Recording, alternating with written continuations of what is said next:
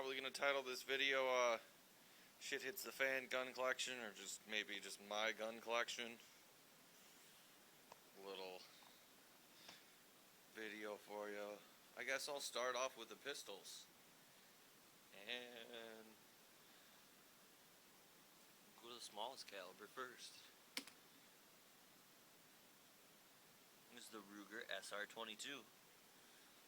Really nice little pistol. I've took it to the range once or twice now. My girlfriend's a fan because she's a new shooter. Nice little 22. You always want a 22 because it's cheap in ammo, good to practice.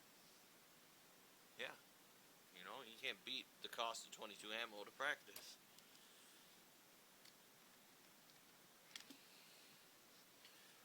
Go with the Ruger LCP 380, old pocket carry gun, but I got the extended mag because I love to practice. Who doesn't love shooting guns? Like, who owns a gun not to shoot a gun?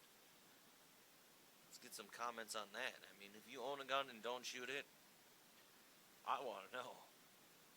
Must be something unred-blooded, un-American about you. No, just kidding. I'm sure there's plenty of people that don't shoot for some reason or another. Another one with a high cap mag. 32 round mag in my subcompact XD 9mm. Love my XD. First pistol I bought. Pretty much standard, you know, safety. Only thing I did have to replace is, and that's because I lost the striker indicator guide. I believe that part is called. I got a second one. It's coated in red. I figure might as well, if I'm getting a titanium one, I'm getting one that's colored. Red seemed pretty, because when you do cock it, hard cocking stuff with one hand.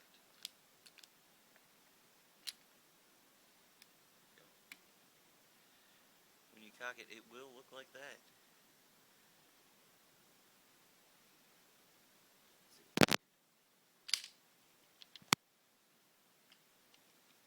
Breakdown lever on the XD is ridiculously easy, even easier than a Glock to break down. Little low pro style. I do carry this one sometimes as a carry weapon. Actually, most time I carry this because you can have it with the extended mag that comes out to there, make a full-size grip. It carries 16 rounds, or 16 plus 1 sometimes. Sometimes I just roll with the 15 there, just cock it. Depends on how I'm feeling. That's the XD. Personal favorite. Every gun is my favorite. But this is the Century Arms International Import Sam Elite. Full-size government model, 5-inch barrel. Got the Pachmayr grips on there. This comes stock with a skeleton trigger, skeleton hammer, and the extended safety and slide release, which is nice. Really nice trigger pull on that with a single action trigger. Let's get to some long guns.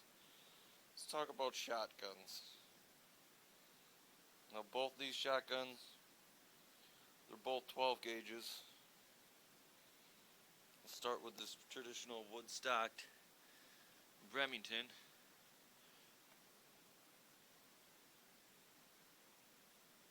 I'm not really sure on the barrel length. I believe it's, I want to say a 26-inch barrel. I might be totally wrong, but I think it's 26. It's longer than the Mossberg here, and that's a 20-inch. So Remington actually it's a 870 Express Magnum. This one handles the 3.5-inch shells, which I wouldn't recommend buying a Magnum that holds 3.5-inch shells because, well, first of all, you don't really need them for much other than goose hunting or maybe turkey hunting. But the thing you don't realize is these barrels are pretty much the same as buying like another shotgun. They're easily $200 for a 3.5-inch barrel, 3.5-inch shell size barrel.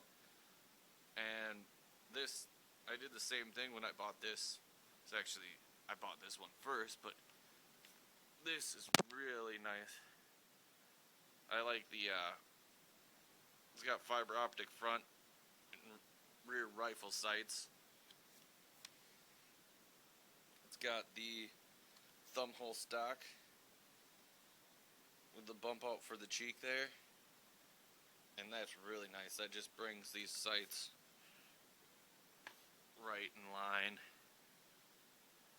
And the thing I like about Mossberg is, boom, you see that safety's off. I don't know how many times my buddies have taken, you know, their shotguns that are, you know, Remington and go to fire the first shot at the trap range. Safety's on. You know, it's just the difference. This Remington with a single extractor. Let's see if I can.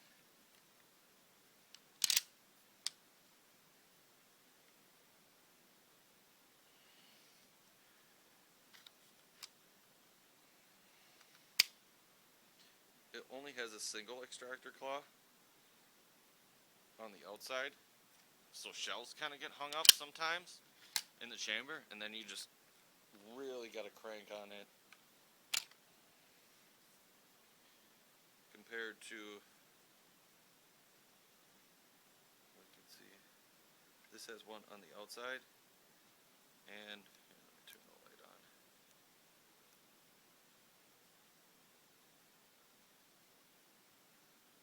And one on the inside. It's got dual extractor claws. See that second one in the back by that screw there? So it kicks shells out. I've never had a problem with the Mossberg. The Remington, I've had shells jam up in there a couple times. This video's getting long. Alright. Let's get to the rifles, people. That's what y'all want to see. And we'll go talk about the greatest battle rifle ever made. At least that's what Patton said.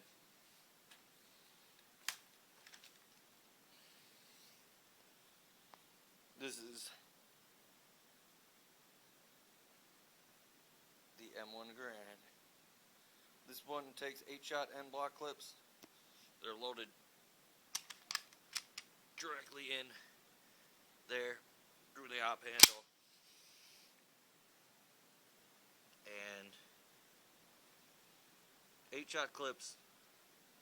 This one was made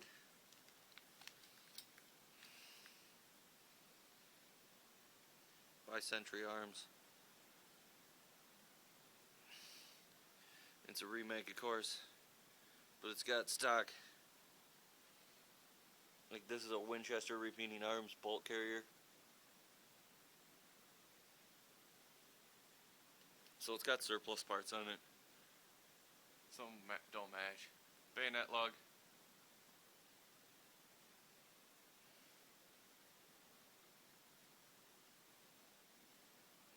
Caliber in 30-06. I got the traditional leather sling on it with the 3-loop style, so you could shoot.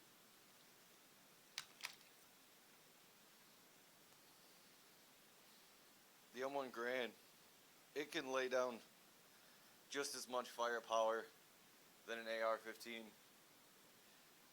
And I might want to bring that to a gunfight instead of an AR-15, depending on what range you're at. A 30-06 is going to do a lot more damage.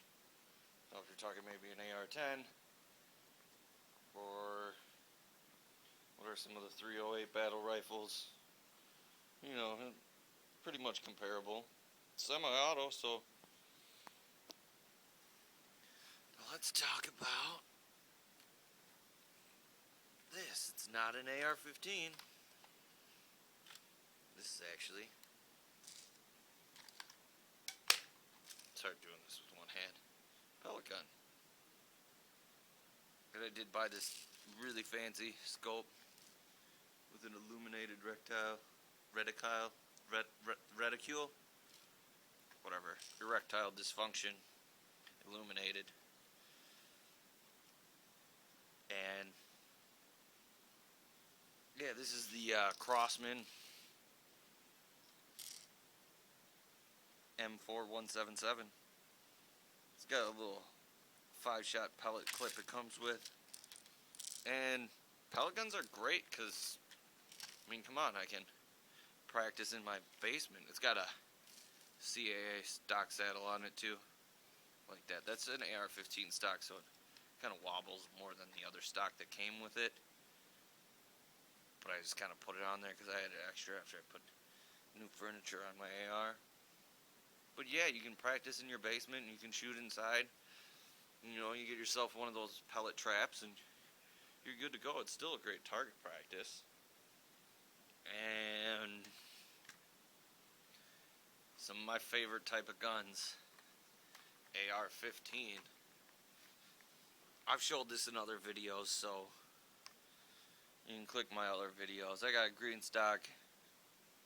This is the BUL Battle Ultralight stock.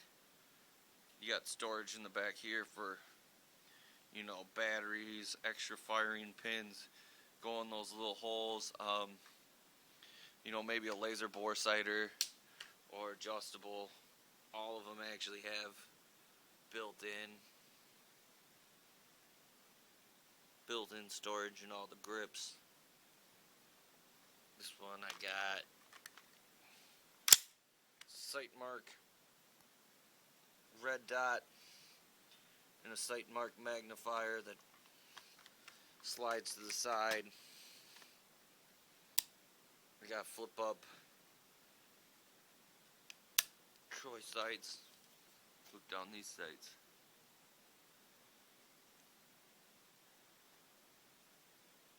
It's kind of hard seeing through that red dot screen. But yeah, flip up sights. You know, carbine, you lay down a lot of firepower with that though.